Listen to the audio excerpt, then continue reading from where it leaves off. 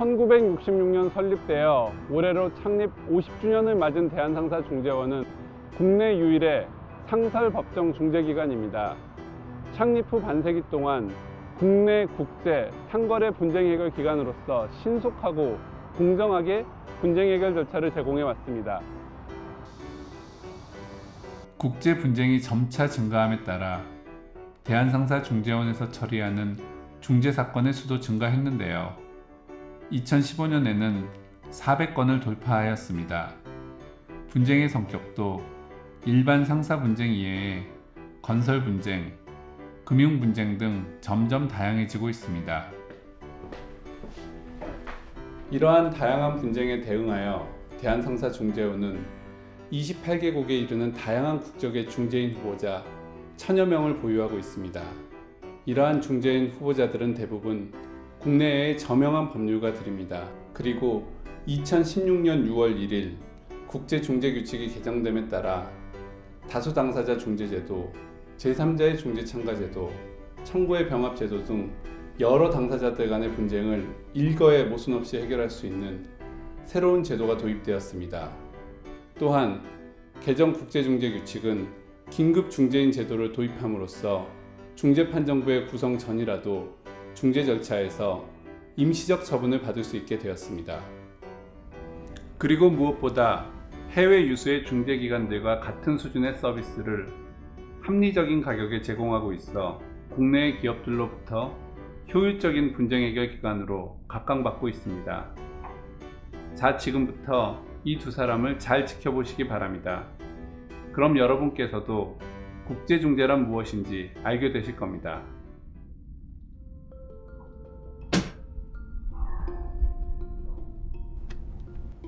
박 과장 무슨 일이 있어? 저 2014년에 빅모터스랑 체결했던 에어백 계약건 있지 않습니까? 저희 계약 이행 다 하고 작년 10월에 인도에서 지금 대금 지급만 남아 있었거든요.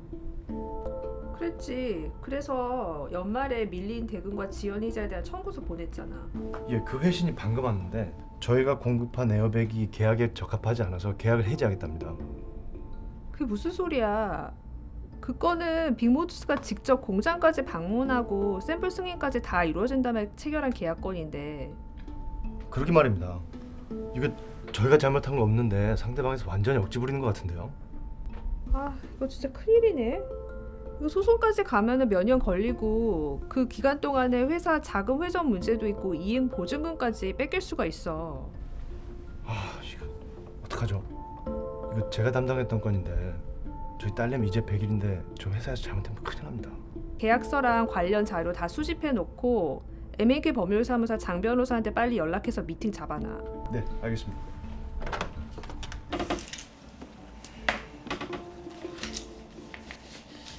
아시다시피 계약대로 물건을 납품하고도 대금을 받지 못해서 손해가 난 쪽 저입니다. 그런데 빅모터스 측에서는 에어백 때문에 자동차 출시가 늦어졌다면서 손해배상까지 청구하고 있습니다. 어떻게 방법이 없을까요? 보통 이런 경우 소송으로 가게 되면 몇 년 동안 끌려다닐 수 있습니다. 맞아요. 저희가 재작년에 소송을 당했는데 그것도 아직까지 결론이 안 났습니다.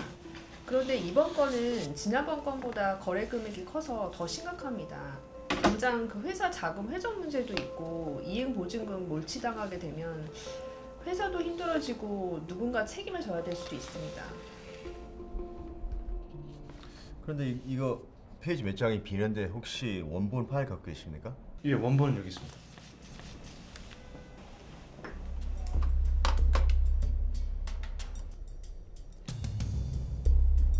아, 천만다행이네요.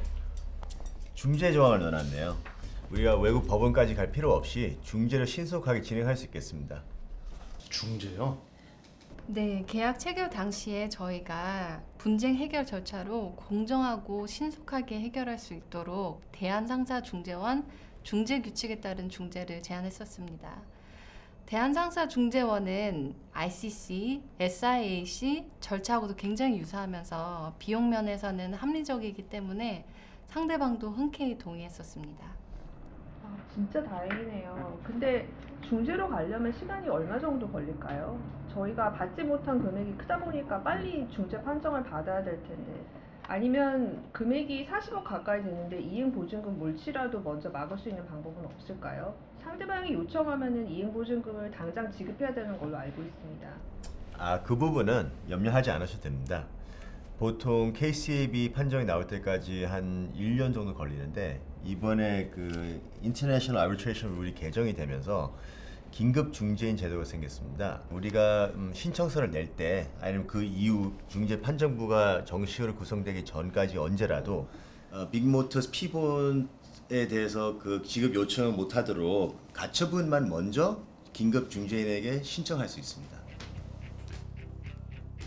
이와 같이 긴급한 처분이 필요한 경우에 대비하여 2016년 6월 1일자로 시행된 개정 KCAB 국제중재 규칙에서는 긴급 중재인 제도를 마련하였습니다. 즉, 긴급한 처분 또는 임시적 처분이 필요한 경우 당사자는 중재 신청과 동시에 또는 중재 신청 후 중재판정부가 구성되기 전 KCAB 사무국에 긴급 처분을 신청할 수 있습니다.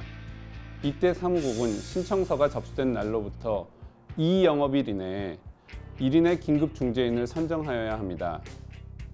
긴급 중재인은 선정된 날로부터 15일 이내에 긴급 처분에 대한 결정을 내려야 하고 이 기한은 연장될 수 없기 때문에 매우 신속하게 필요한 긴급 처분을 받을 수 있습니다. 자, 그럼 안심하시고 이어지는 상황을 좀 더 보실까요? 네, 그렇군요. 다행입니다. 그럼 저희는 이제 뭘 준비하면 좋을까요? 이 중재 절차란 게 소송 절차랑 비슷하게 진행되나요? 저희가 중재 신청서를 제출하면 중재 절차가 개시가 되고 상대방이 답변서를 제출하면 그 후 중재 판정부가 구성되게 됩니다. 그 이후 추가 서면이라든지 심리기일 일정 등에 대한 절차는 중재판정부가 당사자들과 협의해서 결정을 하게 됩니다. 심리기일에서는 보통 당사자들 주장을 개진하는 모두 변론과 사실 증인이나 전문가 증인에 대한 신문을 하게 되고 심리기일이 종료가 되면 심리 후 요약 서면을 제출할지 말지 여부를 결정을 한 다음에 중재 비용에 관한 서면과 함께 제출을 하게 되면 중재 절차가 마무리됩니다. 그러면 중재 비용은 얼마를 준비하면 될까요? 신청 금액에 따라 달라지는데 일단 저희가 지금 받아야 할 대금이 40억 가까이 되니까 중재 비용도 좀 발생하겠네요. 승소 판정을 받으면 비용에 대해서도 상대방으로부터 보존받을 수 있기 때문에 너무 염려하지 않으셔도 됩니다. 처음에 중재 신청서를 낸 후 KCAB에서 산정한 디파짓 일단 납부하시면 됩니다. 그리고 중재지를 정하고 있지 않을 경우에는 중재 규칙상 서울이 중재지가 되기 때문에 거리상의 부담도 좀 덜게 됩니다. 실제 심리장도는 다른 곳으로 정해질 수는 있지만 그 문제는 차후에 상대방하고 합의해보면 되고요. 중재인 수는 본래 합의가 없으면 규칙상 단독 중재인이 원칙인데요. 지금 보니까 당시 3명으로 합의를 했었네요. 네. 이 계약할 당시에는 사실 중재 조항이 있는 줄도 모르고 지나갔던 것 같은데 이게 참 큰 도움이 될 수 있겠네요. 그 계약서에 이 계약으로부터 발생되는 모든 분쟁은 대한상사중재원에서 국제중재 규칙에 따라 중재로 해결한다는 문구만 합의하에 넣으면은 되기 때문에 계약 시에도 아주 편리합니다. 자료를 모두 수집을 해서 보내주시면 저희가 빨리 검토해서 연락드리도록 하겠습니다. 네, 감사합니다. 감사합니다. 보내주신 자료 잘 받았습니다. 일단은 중재 신청서를 작성하게 될 텐데 신청 취지와 중재 조항 등 기본적인 사항으로 충분합니다. 중재인은 3명으로 하기로 하셨었죠? 그럼 우선 신청서에 저희가 지명하는 중재인도 기재를 해야 되겠네요. 그 중재인은 그럼 어떤 분으로 하는 게 좋을까요? 가급적이면 중재인으로서 경험도 풍부하고 이 분야를 잘 알고 계신 분이면 좋습니다. 그런데 저희가 선임하는 중재인이라고 하더라도 당연히 공정성과 독립성이 담보되는 분이어야 합니다. 저희는 우리 측 중재인이라고 해서 당연히 변호사님 로펌에 계신 다른 변호사나 저희가 아는 전문가분으로 선정하려고 하고 있었는데 그렇게들 많이 오해하시는데 양측 모두 공정성과 독립성이 담보돼야 하기 때문에 신중하게 선정할 필요가 있습니다. 저희가 몇 분 후보자를 선정해 봤는데 의견 주시면 중재인 하는데 컨플릭트 있는지, 일정이 가능한지 등 알아보도록 하겠습니다. 야, 이 중재라는 게 생각보다 빠르게 진행되는 거군요. 사모님, 저는 변호사님 말씀 들으니까 조금 안심이 되는데요. 빠르다 해도 다퉈야 할 중요 이슈에 대해선 꽤 꼼꼼히 진행이 될 겁니다. 저쪽의 논리를 아직 모르니 안심하셔도 안 되고요. 중재인까지 확정되면 중재 신청서를 KCAB에 제출하겠습니다. 중재 신청서를 접수할 때에는 신청 요금도 납부를 해야 하는 점을 감안해 주시길 바랍니다. 사무국에서 빅모터스에게 신청서를 보내주면 빅모터스에서는 30일 이내 답변서를 제출할 것입니다. 네, 그럼 이제 저희는 뭘 준비하면 될까요? 지금 단계에서 완벽하게 방어 논리를 만들 필요는 없지만 상대방이 반대 신청을 제기할 것도 염두에 두고 준비해야 할 것 같습니다. 일단 중거법은 본건이 국제 물품 매매 계약이므로 CISG가 적용될 것인데 HG 에어백이 공급한 제품이 35조 1항상의 계약 적합성을 가지고 있는지가 문제될 것입니다. 자료 검토해 보셔서 아시겠지만 저희가 인도한 에어백이 당사자들이 합의한 모든 세부 요건을 충족한 거는 빅모터스도 이미 인정한 사실입니다. 그렇지만 이 사건에서는 HG 에어백이 수입국의 안전 규제까지 지켜야 하는지가 이슈가 될 것입니다. 이러한 의무는 예외적인 경우에만 인정이 되는데 이 건에서는 일단 그런 사정이 없는 것으로 보입니다. 빅모터스가 주장하는 자동차 안전 특별 기준은 본건 계약이 체결된 이후에나 비로소 새롭게 도입된 거라서 HG 에어백으로서는 전혀 알 수도 없었고 그렇다고 빅모터스가 이를 HG 에어백에 확인시킨 적도 없어서 자료상으로는 준수 의무가 인정되기는 힘들 것 같습니다. 이제 증인 진술서와 다른 증거 서류까지 준비하도록 하겠습니다. 그럼 이제 저희는 변호사님들만 믿고 부탁드리겠습니다.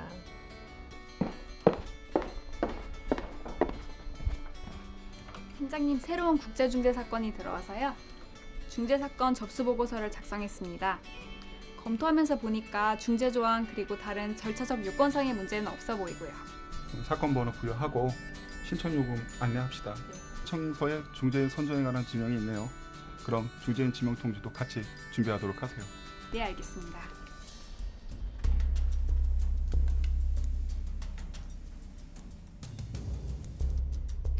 You've seen the request for arbitration, haven't you? This can be a real problem for us, and we need to come back with a strong response. Do you have any ideas? I knew this was going to happen when the negotiations didn't go as well as we had planned. Well, one piece of good news is we're going to arbitration. Compared to court litigation, we should be able to save a lot of time and money. That is, after all, why we decided to use an arbitration clause in the first place. The real question here is, how are we going to conduct the arbitration? Again, it's good that we're going to arbitration because there are a lot of technical issues in this case. We can appoint an arbitrator who really understands those technical issues. It's really critical that this tribunal has someone who really understands those issues. But I was told that we only have 30 days to respond. Is that possible? Actually, yes. At this point, all we have to do is present our basic position on the issues. We will have plenty of opportunities later in the proceedings to present our detailed legal arguments and evidence. At this point, however, we do need to present a counterclaim because we will be claiming damages against HG Airbag arising from their breach of contract and the resulting delay in BIG's manufacturing schedule. I agree, but we don't have a number yet. We don't know what our damages are going to be yet. Is that going to be a problem? Not really. We don't need to have a precise figure just now. We'll be able to supplement the quantum in the proceedings. The most important task at this point is the appointment of an arbitrator. They already appointed a Korean law expert. We need to consider bringing in an expert in automotive industry and automotive regulation, preferably one who's US-based. We're not looking for someone who is on our side because arbitrators are required to be neutral. However, we are looking for someone who really understands the deep technical issues in this case. We need someone on that tribunal who understands and can explain those technical issues. Oh, I see. To persuade the tribunal, we need to make sure that they understand the issues. Exactly. We have two candidates that fit the profile. One is Mr. William Banks, ex-partners, and the other Mr. Jonathan Tyrell from J Industries. Do you happen to know these gentlemen by any chance? In fact, we know Exxon Partners quite well, and we're using them on another case right now. Is that going to be an issue? Well, the other party could raise an issue if that's the case. Why don't we go with Mr. Jonathan Tyrell? Let me contact him and see if he's available.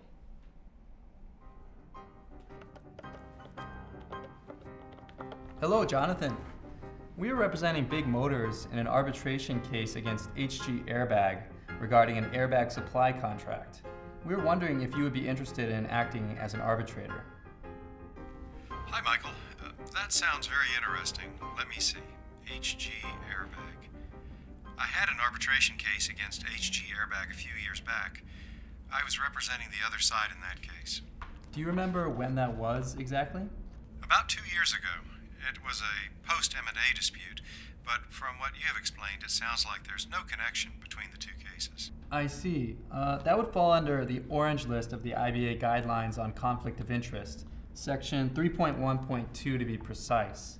As long as you disclose that fact, it shouldn't be a problem. I agree. I don't think this affects my impartiality or independence. I would be more than happy to be the arbitrator for this case. That's great, Jonathan. Thank you very much. It's an honor. Oh, I'm honored to be appointed. Hope to see you in Seoul. Likewise. 팀장님, HG 에어백 케이스와 관련해서 피신청인 측 답변서가 도착했습니다. 그리고 양쪽 모두 중재인을 지명했고요. 그럼 지명된 중재인에게 취임사학서 받도록 하세요. 네. 이번에 새로 제정된 윤리 강령에 대해서 인지시키도록 하고요. 그리고 의장 중재인 지명하고 선정 절차에 대해서 안내하도록 하세요. 네, 알겠습니다. So for the chair, do you have anyone in mind? I was thinking about Sam Hong. He's an excellent arbitrator in Seoul. Well, yes, I'm well aware of Mr. Hong's excellent reputation. I just think the parties might prefer the chair to have a different nationality. Ah, good point. What do you think of Tina Arnold? Well, actually, Ms. Arnold and I used to work in the same law firm. It's already been 5 years since I left. I'm not sure the parties would take it, though. If I can make a suggestion, how about Ms. Jin from Singapore? Ah, Mary Jane, excellent choice. I think she'd be a perfect candidate for our case. Well, I also have very high respect for Ms. Jin. Let's ask her to chair the tribunal. Great. Then why don't I give her a call? Thank you. 마리 준이 의장 중재인을 받아들였고 대한상사중재원에 통지함으로써 3인의 중재판정부가 구성되었습니다. 중재판정부가 구성되고 처음으로 한 것은 향후 절차 진행을 협의하기 위한 예비절차 회의입니다. 예비절차 회의는 당사자들 및 대리인들 그리고 중재인들이 각각 다른 나라에 있기 때문에 통상 전화회의 또는 화상회의로 진행하는 것이 일반적입니다. Hello. First, I would like to thank the parties for being able to reach an agreement on most procedural issues beforehand. It means that today we only have to discuss document production, and I would like to hear both parties' opinion on that specific point. Thank you, Madam Chair. The issues in this arbitration are about contractual interpretation. Therefore, document production would be of little use and be time-consuming and costly. It is claimant submits that document production is not necessary in this arbitration. Well, respondent respectfully disagrees. We are dealing with a number of complex issues in this case, and access to the documents from the claimant is absolutely essential. Document production is absolutely critical. I see. Well, the tribunal believes that document production could be helpful in this case. However, we understand claimant's concern regarding costs and time in the procedure. Therefore, we would strictly limit the scope of document production to what is really relevant in this case. And to ensure that both parties have sufficient time, we would let them express their opinions on other parties' requests, and we would set a 5-week timeline for document request, reply, decision, and production. And if both parties agree on that, tribunal could issue procedural order number 1 based on this agreement. 자, 이제 본격적으로 중재 절차가 시작되었습니다. 심리기일에 앞서 당사자들이 첫 번째로 하게 될 일은 절차 일정표에서 정한 일정에 맞춰 자신들의 주장 및 증거를 상세하게 담은 주장 서면과 사실 증인 내지 전문가의 진술서를 제출하는 것입니다. 사건의 규모나 난이도에 따라 다를 수는 있지만 보통 심리기일 전까지 2번 정도 주장 서면을 제출하는 경우가 많습니다. 중재에서는 소송과 달리 주장 서면의 제출 횟수가 제한되고 단심제로 운영되기 때문에 주장 서면 작성에 더욱 많은 노력을 기울여야 하고 특히 사건 초기 단계에서부터 관련 서류나 증거를 철저히 수집하고 검토할 필요가 있습니다. 두 번째는 앞서 당사자들 사이에 치열하게 다투었던 문서 제출 절차입니다. 이는 영미법상 디스커버리 제도와 유사한 것인데 우리 기업들에게는 다소 생소할 것으로 생각됩니다. 특히 국제중재에서의 문서 제출 절차는 국내 소송에 비하여 문서 제출의 범위가 상당히 넓기 때문에 기업들에게는 부담이 될 수 있습니다. 문서 제출 절차에 관하여는 나중에 별도로 좀 더 살펴보겠습니다. 문서 제출 절차가 완료되고 양 당사자들이 필요한 증거 자료를 수집하고 나면 그동안 확보한 증거 자료들을 토대로 각자의 주장을 최종적으로 정리하는 한편 상대방의 주장을 종합적으로 반박하는 내용의 기일 전 종합서면 프리히어링 브리프를 통상 심리기일 2주 전 정도에 제출합니다. 이를 통해서 중재판정부 및 당사자들은 미리 쟁점을 정리할 수 있게 되고 심리기일에서는 집중 심리가 이루어질 수 있게 됩니다. 심리기일이 일주일 정도 남게 되면 중재판정부는 심리기일 진행과 관련된 세부적인 절차를 미리 정하기 위해서 당사자들과 기일 전 회의를 진행합니다. 이제 드디어 심리기일입니다. 심리기일에는 보통 당사자들 주장의 핵심적인 내용을 설명하는 모두 진술과 증인들에 대한 신문, 최종 구두 변론 등이 진행됩니다. 그럼 지금부터 당사자들이 첫 번째 주장 서면과 증인 진술서를 준비하는 과정을 직접 보시겠습니다. 우리가 가장 먼저 해야 할 일은 Statement of Claim 작성입니다. 중재 일정표상 6주 이내 서면을 제출해야 하는데 시간이 만만치 않습니다. 근데 저희 주장은 중재 신청서에서 다 쓴 거 아니었나요? 이 Statement of Claim 서면이란 건 어떻게 다른 거죠? 주장 서면에서는 중재 신청서보다 좀 더 구체적인 주장과 증거를 최대한 정리해서 함께 제출해야 합니다. 그러니까 이번 사건과 관련된 모든 자료를 취합해서 그 중에서 우리 주장을 뒷받침할 증거 자료를 찾아내야 하는 거죠. 일단 계약 체결 전부터 분쟁이 발생할 때까지 빅모터스와 주고받은 모든 이메일과 계약 체결 당시에 주고받은 서류들, 회사 내부 자료 등 전부 찾아주셔야 합니다. 그 양이 엄청날 텐데요. 어차피 도큐먼트 프로덕션 절차에도 대비를 해야 하기 때문에 최대한 모아두는 게 좋습니다. 그걸 전부 다 검토하는 것도 보통 일은 아니겠네요. 현재 빅모터스는 답변서에서 자동차 출고 지연 등으로 인한 손해배상을 구하는 반대 신청까지 한 상태입니다. 따라서 이번 주장 서면에서는 이 반대 신청에 대한 저희 답변도 들어가야 합니다. 대금을 못 받아서 손해본 건 우린데 자기들이 무슨 손해배상을 청구한다는 건지 저는 사실 이해가 안 됩니다. 근데 빅모터스는 손해배상으로 얼마를 청구하겠다고 하는 건가요? 답변서에서는 아직 손해액을 밝히진 않고 나중에 확정을 하겠다고 나와 있네요. 빅모터스가 청구하는 게 에어백이 요건을 갖추지 못해 자동차 출시가 지연되면서 손해가 발생하였다는 건데 그러한 손해액은 전문가를 통해서 산정할 수밖에 없습니다. 아마 이번에 주장 서면과 함께 전문가 보고서를 제출할 것 같은데 그때 구체적인 액수가 나올 것 같습니다. 그럼 저희도 전문가나 증인을 세워야 되는 거 아닐까요? 일단 빅모터스 계약 체결을 담당했던 분을 증인으로 제시해야 할 것 같습니다. 이 계약 총괄한 사람이 박상문이 아니었나?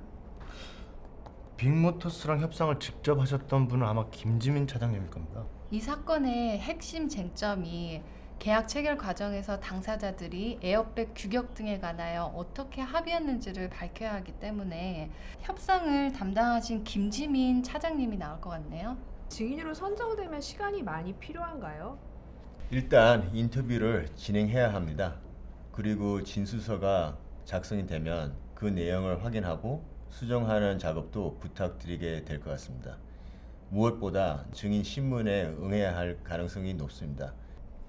예, 뭐 그 정도라면 아마 김 차장님도 일정 조율 가능하실 겁니다. 감사합니다. 저희도 바로 서면 작업에 착수하겠습니다. If you send me the relevant materials by the end of next week, I will prepare the submission as soon as possible.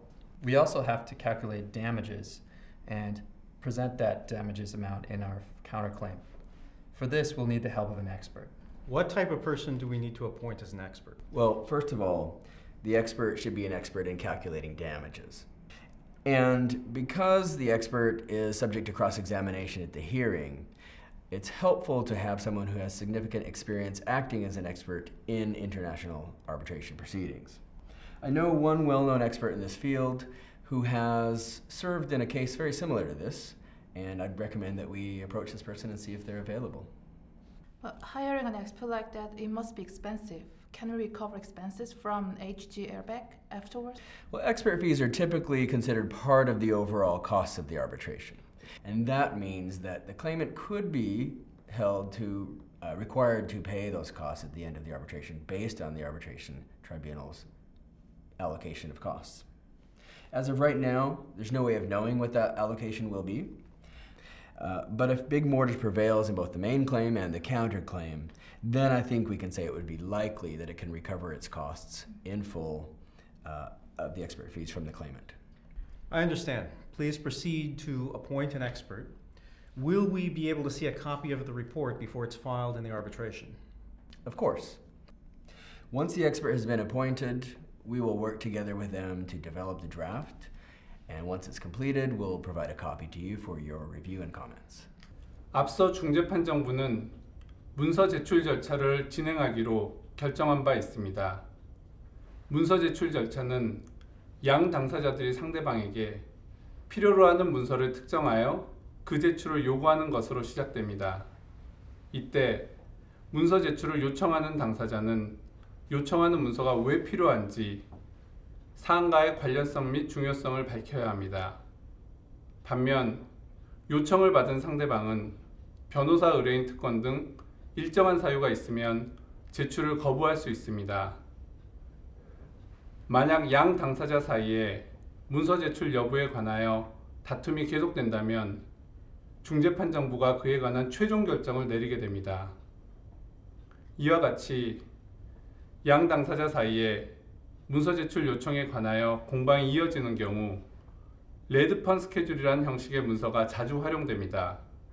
이 사건에서도 예외는 아니었습니다. 일단 상대방이 저희가 요청한 자료 1번과 2번에 대해서 이의 제기하고 있습니다. 먼저 1번에 대해서는 관련성, 중요성이 없다고 주장하고 있고 2번에 대해서는 제출 범위를 줄여달라고 하고 있습니다. 그런데 1번은 계약 체결에 관한 빅모터스 내부 보고 자료 있기 때문에 아주 중요한 자료라고 보고 있습니다. 한 번 더 요청을 해보고 거부를 하면 그때는 중재판정부의 판단을 받아야 할 것 같습니다. 다만 요청 자료 2번은 빅모터스 지적대로 범위가 넓은 감이 있습니다. 중재판정부도 그렇게 볼 가능성도 있고요. 이 부분은 요청 범위를 조금 줄이는 방안을 검토해 보겠습니다. 네, 저희도 그렇게 진행하신 데는 이견은 없습니다. 그런데 빅모터스가 보낸 요청 자료 목록을 보니까 에어백 제조와 관련된 저희 회사의 기업 비밀이 포함된 내용들도 있고 변호사님들로부터 의견을 받았던 내용이 있는 자료들도 있던데 그것들도 다 제출을 해야 되는 건가요? 저희가 이 자료들의 제출을 거부할 수 있는 방법은 없을까요? 우선 저희가 의견을 드렸던 내용들은 모두 변호인과 의뢰인 간의 비밀보장 적용을 받을 수 있기 때문에 이 부분은 제출을 거부하거나 해당 부분은 내용을 볼 수 없게 삭제한 상태로 제공할 수 있습니다. 저희가 제공하는 자료들 중 이 사건과 관련이 없는 내용들도 마찬가지로 삭제해서 제출할 수 있습니다. 그런데 기업 비밀의 경우 원래 국내 소송에서는 문서 제출을 거부할 수 있는 사유가 되는 게 맞는데요. 국제중재에서는 중재판정부가 보기에 이 사건 쟁점과 관련성이 높다고 판단할 경우에는 기밀 유지 약정을 체결한 다음에 필요하면 해당 자료를 볼 수 있는 사람의 범위를 제한할 수도 있고, 무엇보다 이를 중재 절차 외에서 사용하는 경우 손해배상을 해야 한다는 점을 명시할 수 있습니다. 일단 에어백 제조 기술과 관련된 자료들은 HG 에어백의 사업상 그리고 기술적으로도 기밀 유지의 필요성이 매우 높기 때문에 제출하기 어렵다고 중재판정부를 설득해 보겠습니다만, 그래도 중재판정부가 제출을 명할 수 있다는 점은 꼭 감안해 주시기 바랍니다. 그런데 만약 중재판정부가 문서를 제출할 것을 명했는데 저희가 거부하게 되면 어떻게 되는 거죠? 그렇다고 중재판정부가 문서 제출을 강제하거나 페널티를 부과할 수 있는 것은 아닙니다. 그러나 문서 제출 거부하면 그 부분에 대해서는 불리하게 판단될 가능성은 있겠죠. 문서를 제출하더라도 당사자들 사이에 합의된 일정에 맞춰 제출하는 것도 중요합니다. 만약 분쟁 해결에 중요한 열쇠가 되는 문서를 시기에 늦게 제출하게 되면 제출 시점만을 가지고도 당사자들 사이에 불필요한 공방이 이루어지게 될 수도 있습니다. 그런데 이의를 제기한 부분에 대해서는 중재판정부의 판단을 바로 받게 되나요? 네. 다툼이 있는 문서들에 대한 양 당사자들의 공방 내용을 정리한 이 문건을 제출하면 중재판정부도 5주 기한 내에 문서 게시 절차를 완료해야 하는 점을 감안해서 바로 판단을 할 것으로 보입니다. 중재판정부 결정이 내려지면 바로 알려드리겠습니다. 실제로 중재판정부는 레스폰스 스케줄을 제공받은 다음 날 문서 제출에 관한 최종 결정을 내렸고, 당사자들은 정해진 기한 내에 문서 제출을 마무리하였습니다. 그 뒤로 양 당사자들은 그때까지 제출된 주장 서면들, 증인 진술서들, 그리고 문서 제출 절차를 통하여 확보된 자료들을 토대로 기일 전 종합 서면, 즉 프리히어링 브리프를 작성하여 제출하였습니다. 이제 모든 준비가 마무리되었고 심리기일을 진행하면 되는데요. 그 전에 먼저 심리기일에서 필요한 세부적 절차 사항들을 미리 정하기 위하여 중재판정부와 대리인들이 전화로 기일 전 회의를 진행하는 모습을 잠시 보시겠습니다.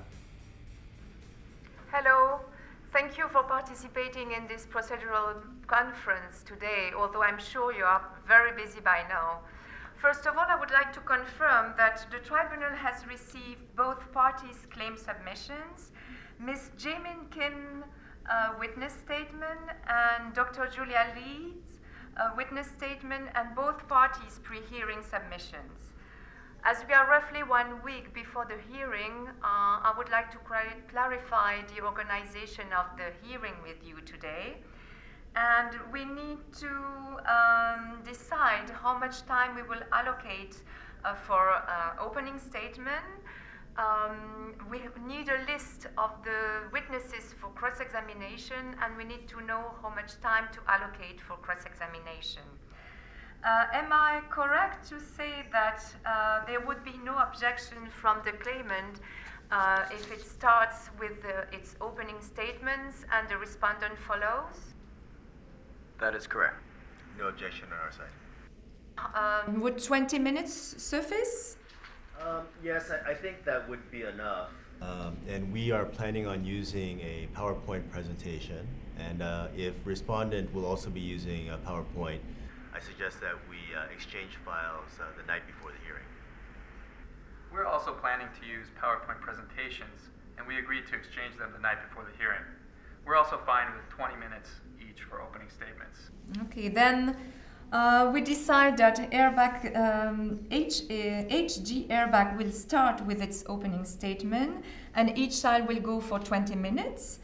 And materials for opening statements will be exchanged simultaneously the night before the hearing. So next issue is cross-examination of witnesses. HG Airbag has submitted Ms. Jaemin Kim's witness statement, and Big Motors has an expert witness. Is that correct? And are both parties planning to conduct cross-examination? Yes, we intend to conduct a cross-examination of Julia Lee, respondent's expert, and we expect that'll take around 2 hours. We also intend to cross-examine the claimant's fact witness, and we expect this also would take about 2 hours. Okay, then cross-examination for both witnesses would last 2 hours each. And I think that for the order of cross-examination, it would make sense to have Ms. Kim first and followed by Dr. Julia Lee. Are there any objections on that? No, none at all. No objections. Then I think all the important matters have been settled, and I would like to go into more specific details now. Have the parties booked a hearing room for next week? And I have hired the services of a stenographer. And one more thing, I would like the parties to bring a hearing bundle on the hearing day. And I would like to make sure that if Ms. Kim needs an English interpreter, the claimant will find one. After discussions with respondent, we have finished preparing all of the matters that were requested by that tribunal, and we'll summarize the finalized version shortly. As for the interpreter, we understand that Manager Kim is quite proficient in English and therefore will not need an interpreter. I think if the parties are comfortable with the level of English, we can proceed without an interpreter. Okay, then I think there is no other question that should be addressed today. And I would like to thank both parties for your collaboration, and we'll see you next week at the hearing.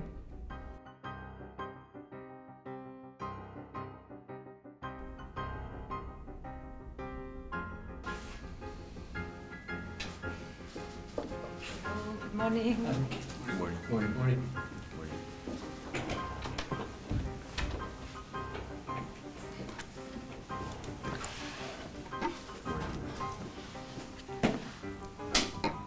So, Tribunal is here today to hear a case under the KCAB International Rules, case number 16113, claimant HG Airbag and respondent Big Motors. So first of all, let me introduce the tribunal to you.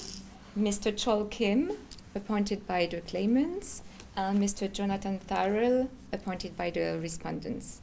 My name is Mary Jin. Are all counsel there? Yes. Yes. Okay. Thank you. So during the pre-hearing conference, we decided to hear both opening statements in the morning as well as the cross-examination of Ms. Jaemin Kim. And this afternoon we'll have the cross-examination of Dr. Julia Lee, expert witness for the respondent. So as a principle, we decided to sequester the witnesses, which means that when Ms. Jaemin Kim will be cross-examined, Dr. Julia Lee should leave the room. We remind the counsel that you were allocated 20 minutes for opening statement and 2 hours for cross-examination, and we would like counsel to respect this agenda. If there are no further questions, we are ready to hear claimant's opening statement. 의장 중재인의 심리 개시 선언으로 본격적인 심리가 시작되었습니다. 의장 중재인이 설명하셨듯이 심리 기일은 먼저 양측 대리인들의 모두 진술, 즉 오프닝 스테이트먼트로부터 시작됩니다. 모두 진술을 통해서 양측 대리인은 이 사건의 쟁점이 무엇인지, 이에 대한 당사자들의 핵심적인 주장이 무엇인지, 심리 과정에서 이를 어떻게 입증할 것인지 등 이 사건에 대한 큰 그림을 제시함으로써 심리 기일에서의 집중 심리를 가능하게 해줍니다. 다음은 증인신문입니다. 모두 진술이 끝나면 심리기일의 꽃이라고 할 수 있는 증인신문이 진행됩니다. 먼저 주신문은 증인의 인적사항을 확인하고 증인 진술서의 내용이 진정한 것임을 확인하는 정도로 간략하게 진행하는 것이 일반적입니다. 다음으로 진행되는 반대신문이야말로 증인신문의 핵심이라고 할 수 있는데, 대리인들은 반대신문을 통해서 상대방 측 증인의 신빙성을 탄핵하고 진술의 문제점을 부각시키게 됩니다. 반대신문 과정에서 부각된 쟁점에 관하여 증인으로부터 유리한 진술을 이끌어내고자 제한적이지만 재주신문, 재반대신문을 하는 경우가 있습니다. 또한 대리인들의 신문이 끝나면 중재인들도 종종 증인에 대하여 궁금한 사항을 질문하기도 합니다. 보통 증인신문의 내용은 실시간으로 트랜스크립트가 작성되고 혹시 기재된 내용에 문제가 있을 경우에는 정전 신청을 하게 됩니다. 일반적으로 사실 증인에 대한 증인신문을 먼저 진행한 후 전문가 증인에 대한 증인신문이 이루어집니다. 특히 손해액에 대하여 당사자들 사이에 첨예한 대립이 있어 각각 전문가를 선임하는 경우도 있는데, 이때에는 서로 대립되는 입장의 양측 전문가들을 동시에 출석시킨 상태에서 중재판정부가 직접 질문을 하여 신문하기도 합니다. 이를 위트니스 컨퍼런싱 또는 핫터빙이라고 합니다. 심리기일의 마지막은 최종 변론입니다. 증인신문까지 마치고 나면 최종 구두변론을 진행하는데, 사안이 복잡하거나 심리기일에서 진행된 증인신문의 내용을 정리하여 반영할 필요가 있는 경우에는 구두로 하는 대신 기일을 최종 소면 또는 포스트 히어링 브리프를 제출함으로써 최종 변론을 대체하는 경우가 많습니다. 그럼 이제부터 신청인 측 대리인의 모두 진술을 보시겠습니다. Claimant's counsels, you have the floor for your opening statement. Thank you. Good morning, Madam Chair and members of the tribunal. My name is Jail Chang, counsel for claimant, HG Airbag. The issue in this case is straightforward and simple. Claimant and respondent entered into a supply agreement pursuant to which claimant agreed to deliver airbags to respondent, and respondent in turn agreed to pay for the airbags. However, despite the fact that claimant delivered the airbags to respondent in full compliance with the specifications set forth in the supply agreement, to this day, claimant has not yet received any payment from respondent. Respondent argues that the airbags supplied by claimant are defective. Specifically, they say that the airbags do not meet certain domestic regulatory requirements. However, what respondent does not tell you is that those requirements did not exist at the time of entering into the agreement. These new requirements were enacted in respondent's home country only after the supply agreement was executed. As a result, claimant is neither obligated nor liable to comply with such new requirements either under the supply agreement or under the CISG, which is the governing law of the agreement. Simply put, the airbags delivered by claimant fully comply with the specifications and quality requirements as agreed by the parties.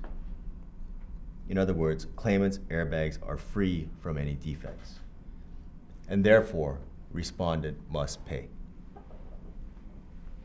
During the course of my opening statement this morning, I will briefly walk you through the relevant provisions of the supply agreement and clearly demonstrate that the delivered goods were free from defects. And at the end of my opening, I will briefly visit respondent's counterclaim and explain why it is groundless, since claimant has no obligation to comply with any new regulation implemented by the importing country. 신청인 측 모두 진술 잘 보셨나요? 이후 피신청인 측도 역시 그들의 핵심 주장을 모두 진술을 통해 제시하였습니다. 이제 심리기일의 하이라이트, 증인신문 절차 중 반대신문을 직접 보시겠습니다. Good morning, Ms. Jimin Kim. Welcome to KCAB. This morning you will be cross-examined by Respondents' Counsel, and we would like to make sure that we could proceed on the basis that what you will be saying is the truth. Yes. Thank you. Respondent Counsel, the floor is yours. Thank you, Madam Chairman. Ms. Kim, hi, I'm Michael, Respondents' Counsel. I'd like to ask you some questions in relation to the arbitration today. Yes. Please relax and take your time in answering my questions. You've submitted 2 witness statements. I'd like to ask you some questions related to your answers in those statements. Okay. First of all, when did you join HG Airbag? It was 2001, so it's been almost 16 years now. Yeah, I've been working for HG ever since then, and I'm responsible for design of airbags at HG. Then you must be familiar with airbags, more than anyone in the room, I suppose. You could say so. I mean, as far as airbags are concerned.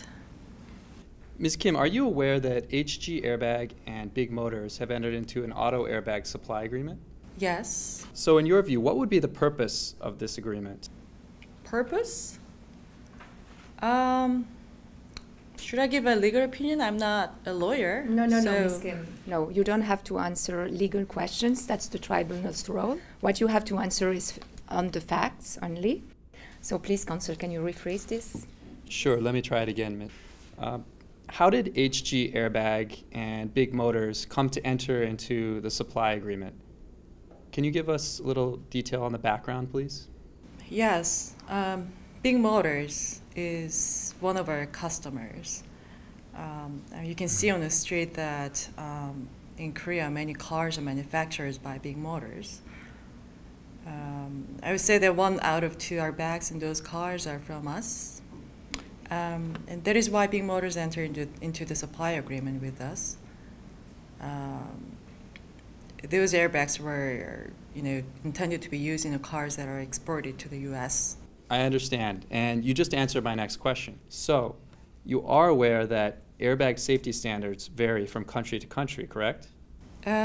Yes, correct. That could be the case. Yes, but suppose you supply airbags in a particular country and the airbags don't meet the safety standards for that country. They would become useless, correct?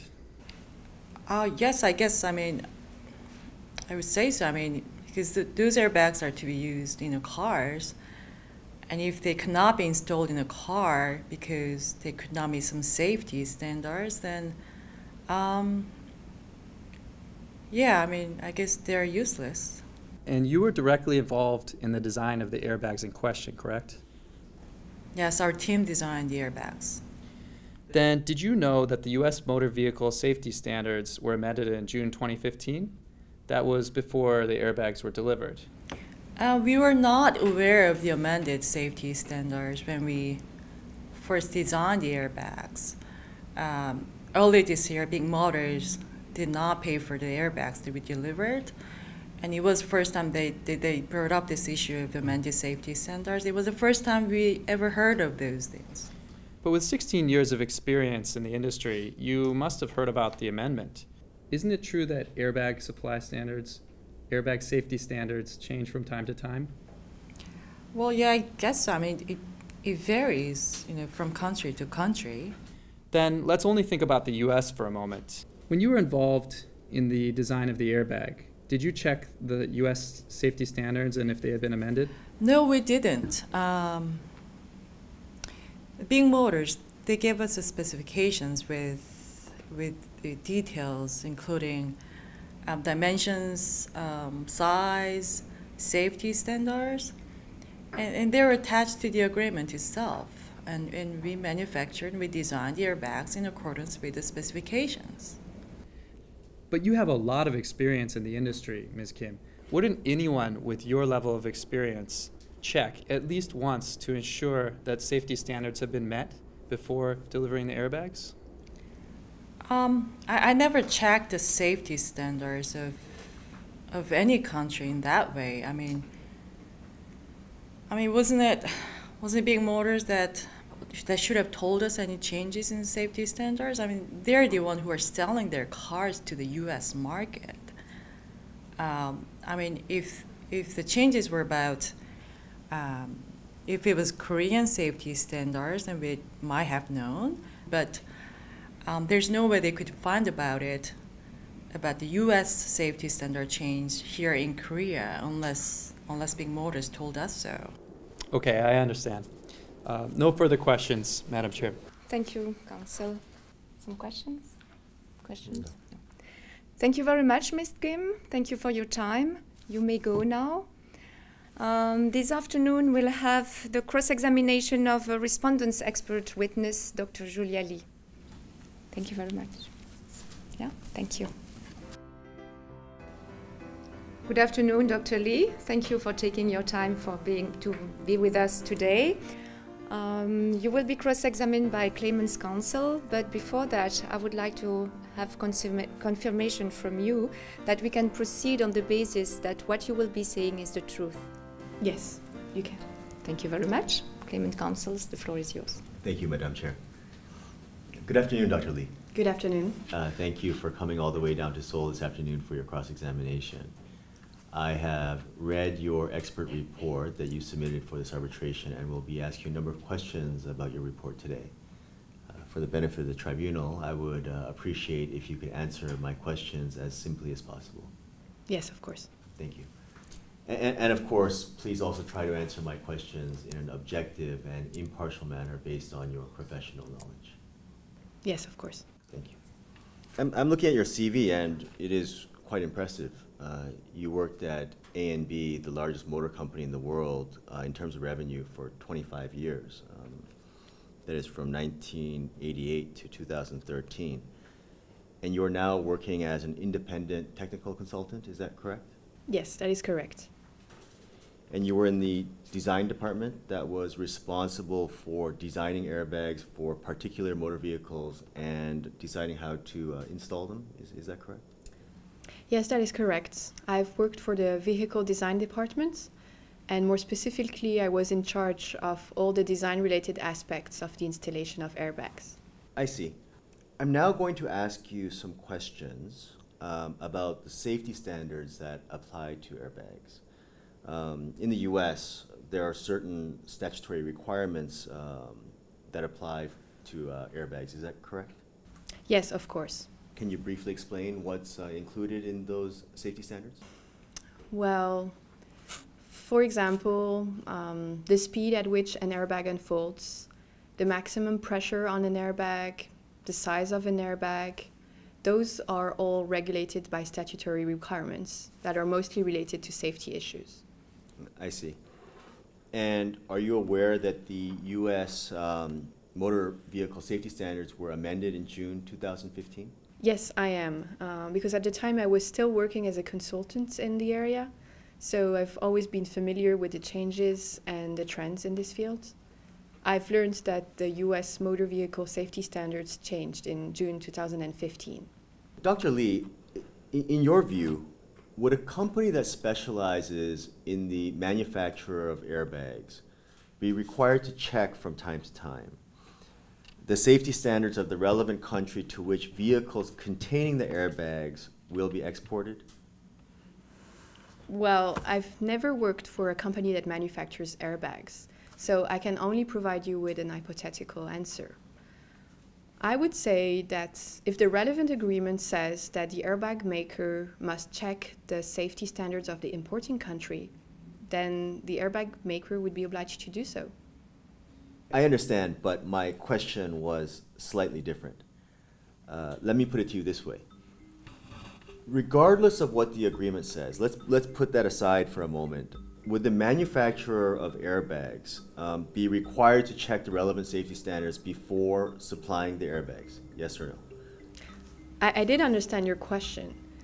Based on my experience, if there are any changes to the safety standards, the automobile company would be the first one to know, because the automobile company can only sell motor vehicles that comply with these standards. So in my experience, the automobile company would inform the airbag manufacturer of the changed safety standards. Well, but what if the auto company did not inform the airbag manufacturer? What would happen then? I've never seen that in my experience, so it's impossible for me to answer that question. Okay. Dr. Lee, I have no further questions. Thank you very much. Thank you, Claimants Counsel. Oh, do you have questions? I'm fine. No questions? I have a question for you, Dr. Lee. If we say that the airbag manufacturer supplies airbags that do not meet the safety requirement of the importing country, I believe that such airbags do not meet and have certainly a serious defect. So what will be your opinion based on your experience? Yes, you are right. I believe that would amount to a defect in the airbags, since the airbags could not be installed. But what if, the airbag is manufactured according to the specifications but fail to meet the safety standards? I guess this would all depend on the meaning you give to the term defects. But I'm not a legal expert, so it's difficult for me to provide an answer to that. That's all right. You don't have to be bothered with that. The tribunal will rule on the legal matters. So I think that's all, Dr. Lee. Thank you very much again, and you may leave now. So thank you, counsel. Today we heard witness evidence with Dr. Julia Lee's and Ms. Jimin Kim's testimony, and I think it would be good if we could wrap this in written submissions. What we suggest is that both parties submit post-hearing briefs, and then we won't do oral closing statements unless parties have objections. No objection on our side. No objection from us either. Good. As legal issues are quite straightforward in this case, I think probably submissions around 50 pages should be sufficient. Madam Chairman, do you mean 50 pages, including all footnotes and quotations to the transcript? Yeah, that's what the tribunal has in mind. That's fine with us. Thank you. That's fine for us as well. So how much time would you need? Well, I spoke with respondents' counsel about that this morning, and we believe that we can submit in 4 weeks. Given the 50-page limit, we think that's doable. Well, we'll give you additional time, so you can submit your post-hearing brief within 6 weeks. One last thing, the tribunal will further decide on costs. So we would like both parties to submit your cost submissions with the legal fees and expenses, KCAB administration fees and costs, and service fees for the transcriber. And so the tribunal will be able to decide who will bear the cost in the end. We will definitely do that. Can we make that submission 2 weeks after the post-hearing brief? That deadline seems suitable to us. Okay, if you say so. Well, I think we are done. So the hearing for KCAB case number 16113 under the KCAB international rules is now closed. And the tribunal will render its award within 45 days in accordance with Rule 33.1 of the KCAB international rules, and will comply with this deadline unless special circumstances occur. Well, we would like to thank parties for counsel for their collaboration in this case. It has been a pleasure to have this hearing with you. Thank you. Thank you very much. Thank you. Thank you, Madam Chair. Very good job. Mr. Tyler.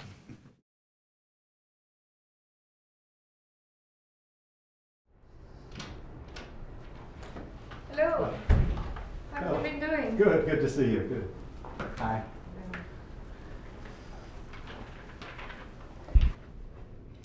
So, first of all, we need to discuss the governing law of the contract, as the agreement didn't clearly mention that the CISG should apply. Yes, you're right. Both parties have agreed in the post-hearing briefs that CISG should apply, and this doesn't seem to be disputed by the parties. Well, that was also a common ground during the hearing. I agree. It's a fair conclusion that CISG is applicable. Okay, I agree too. So this issue is sorted. Then we have two main legal issues. First, whether the airbags supplied by the claimant are fit for purpose in accordance with the contract. And second, whether the amendment to the safety requirements in June 2015, so after the execution of the contract, is an event beyond claimant's control, so a force majeure, so to speak. As if we say the claimant has not breached the agreement, then of course the respondent should compensate the claimant. If we say the claimant has breached the agreement, then of course the claimant should compensate the respondent for damages. Yes, right. In any event, those airbags supplied by the claimant were all useless. We can't really say that claimant supplied goods that were fit for the intended purpose. I actually have a slightly different view. To me, the U.S. safety standard is something that the claimant couldn't do anything about. According to Jimin Kim, time of the agreement, they could not have foreseen such a change. And according to Dr. Lee, the fact that the claimant was not obligated to check all these changes. So the agreement itself doesn't say that the claimant was obligated to check changes for the U.S. safety standards. Yeah, you know, before the hearing I could have gone either way, but no, after the hearing I have a similar view.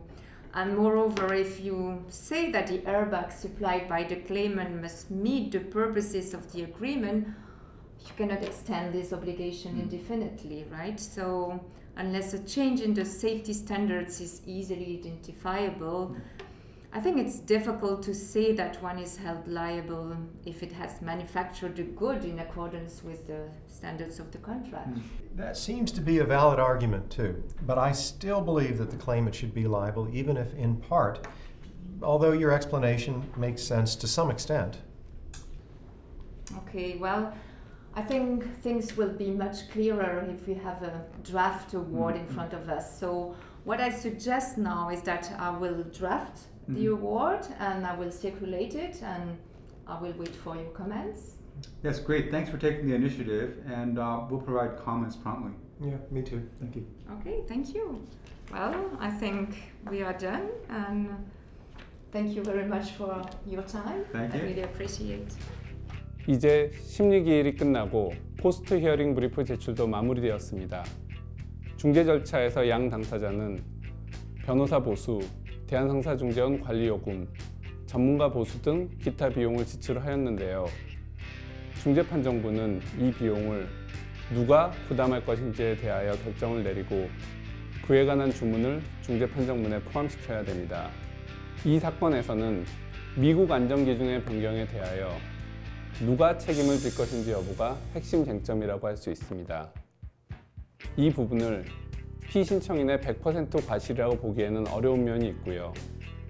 반면 피신청인이 신청인에게 미국 안전기준의 변경을 바로 알려주지 않은 것은 문제라고 볼 여지도 있습니다. 중재판정부는 이러한 점을 고려해서 대한상사중재원 관리요금을 양 당사자에게 적절한 비율로 분배시킬 수 있습니다. 그리고 변호사 비용, 전문가 비용, 통역인 비용, 속기사 비용 등 기타 비용의 부담에 관해서는 별도의 규정이 있습니다. 중재판정부가 실체적 판단을 마치고 비용 부담에 관한 결정까지 내리면 중재판정문은 거의 완성되게 됩니다. 이 중재판정문 최종본에 중재인들이 서명을 하고 당사자들에게 송달만 하면 중재 절차는 끝이 나게 됩니다. 그럼 과연 중재 판정 결과가 어떻게 나왔는지 보시죠. 중재 판정문을 수령했습니다. 결론이 어떻게 났습니까? 우선 주문부터 확인하겠습니다. 주문이 제일 중요하니까요. 피신청인은 신청인에게 미지급한 대금 전액을 지급하라. 그럼 저희가 이긴 거 맞죠? 네, 전부 승소입니다. 그리고 피신청인은 지연이자도 내야 됩니다. 신청인이 피신청인에게 내야 될 돈은 하나도 없고요. 변호사님 감사합니다. 정말 감사합니다. 변호사님 두 분이 저희 식구 살린 겁니다.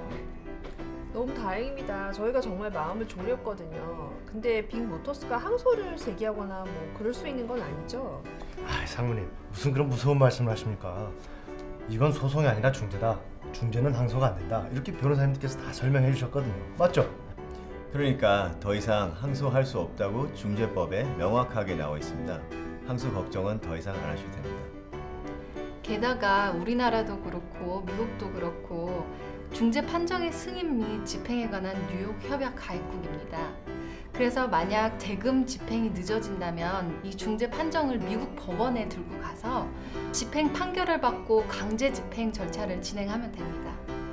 네, 정말 감사합니다. 중재 조항이 정말 큰 도움이 됐네요. 아, 그럼요. 중재 합의가 계약서에 없었더라면 아마 몇 년 동안 소송하면서 전전긍긍하다가 속병이랑 속병은 다 얻었을 겁니다. 이제 마음 편하게 우리 딸내미랑 좀 놀아줄 수 있을 것 같아요. 네, 다 끝났으니 그렇게 하세요. 오늘은 제가 한턱 쏠게요. 다 함께 같이 가시죠. 수고 많으셨습니다. 정말 수고 많으셨습니다. 좋아요.